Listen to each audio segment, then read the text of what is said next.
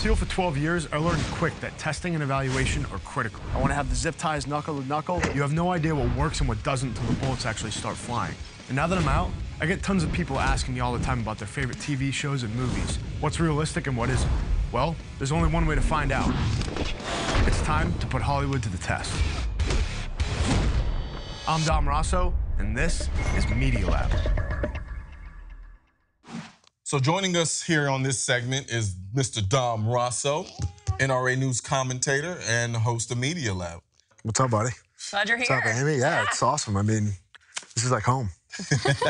So how does it feel to be working on Media Lab?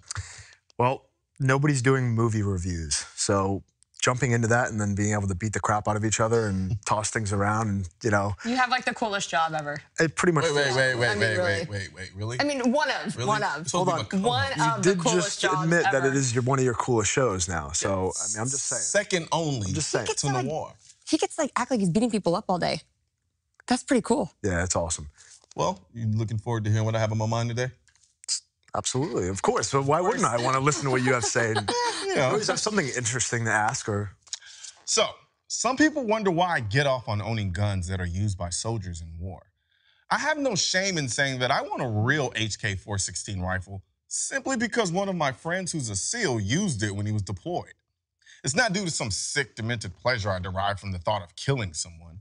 Instead, it's the idea that I own a rifle that was used by someone who sits at the top of his craft. That's why I loved my 2007 M6, because the engine in that car was inspired by Formula One racing. I don't want to be a race car driver any more than I want to be a soldier, but I respect and admire both because they've achieved a level of expertise in their field that I can only aspire to. So it's cool knowing that I have a little piece of their greatness, whether it be the engine in my car or an HK-416. Because let me be honest, the most I'll ever do with these things are shoot some steel or embarrass the guy in the Mustang with the hot girl in the passenger seat who's now mouthing off her phone number to me. Dom? Or in the best case scenario, you actually get to use it for, you know, what I got to use it for a long time. But that gun has a lot of roots, you know, like the HK-416 was painstakingly R&D'd and tested and evaluated to get to where it's at now. So it's just, I look at that gun and I see something that's more than a weapon. It's something that saved my life, my buddies' lives. Like, we've gone on multiple targets to take that thing and do some pretty good things with it, you know? That's the cool factor for me. I'll never get even close to 50% of the capabilities of that damn gun. I won't.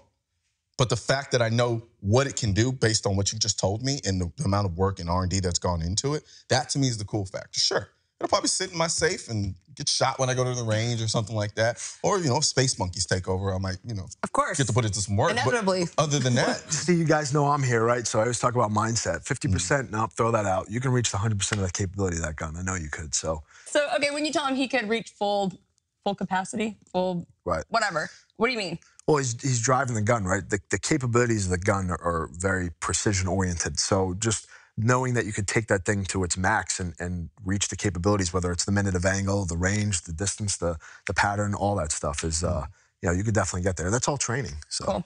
Yeah.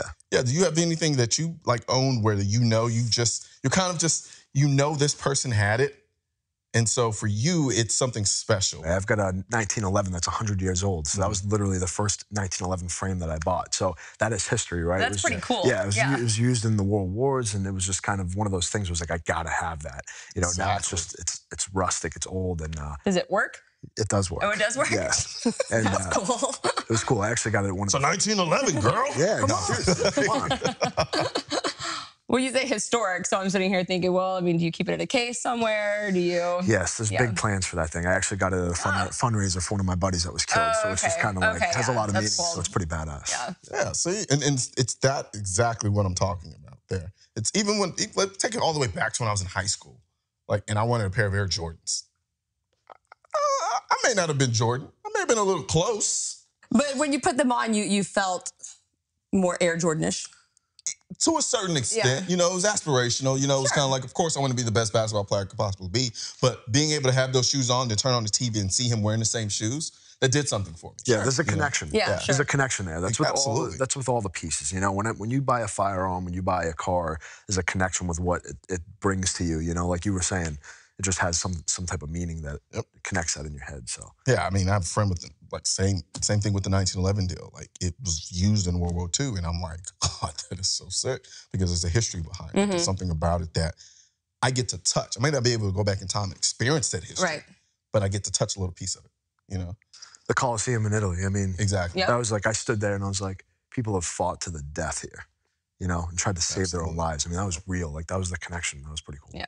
I really appreciate you joining us here, man. You know it's open season here for you. Anytime you want to come on the show. I'm looking forward to it. Yeah, I would go on your show, but I'm not really one for getting beat up by you. Well, I want to come on your show. Yeah, you both have to. Because you're a glutton for pain. No, because I found a fight scene that I like wanted to recreate. So I was like, oh man, if Dom can like teach me this, then Why are you holding out? Well, okay, so we'll work on this later on. Yeah. No, but we really did love having you on the show. So awesome. Don't be a stranger. Come back anytime. I appreciate it. You guys are crushing it. Thanks. Absolutely. Cool.